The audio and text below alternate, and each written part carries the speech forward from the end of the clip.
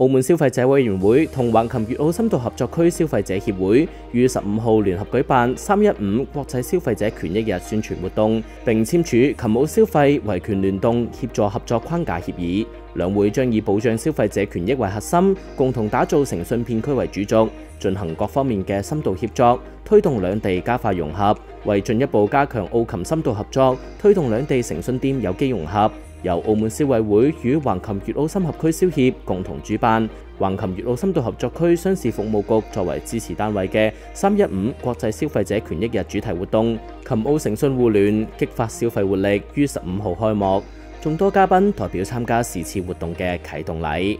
今日嘅活動呢，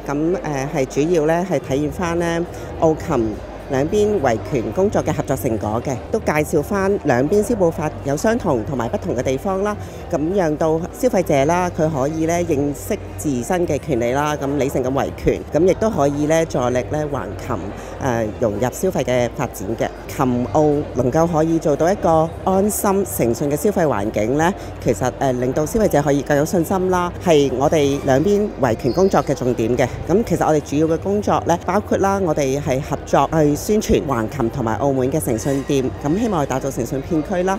澳門同橫琴亦都建立咗投訴處理機制綠色通道，無論係橫琴或者澳門居民，只要喺任何一方消費，倘若發生消費爭議，只要返回當地嘅消保組織都會加快處理。目前機制運作暢順。3月1號橫琴實施寬軌運作之後咧，整體嗰個運作都係暢順啦。我哋都見到咧，更加多嘅市民咧同企業咧同橫琴嗰個合作交流比較多嘅。今日會係向新一批橫琴誠信店咧頒授一個橫琴誠信店嘅稱號啦。其中有一家企業咧就係透過我哋兩地消委會嘅合作啦，佢一個嘅誠信店嘅認可計劃咧去申請得到嘅。咁嗰個企業咧係已經喺澳門度咧係本身有誠信店呢一個嘅稱號㗎啦。咁佢透過呢個互認計劃咧，佢響內地開設一個分店嘅時候咧，佢都可以好快速咁樣攞到橫琴誠信店呢一個嘅稱號嘅。咁我哋希望咧係無論係喺企業端啦，或者係消費者嗰邊咧，係誠信店呢個稱號咧都可以讓到市民好、企業好咧有一個更加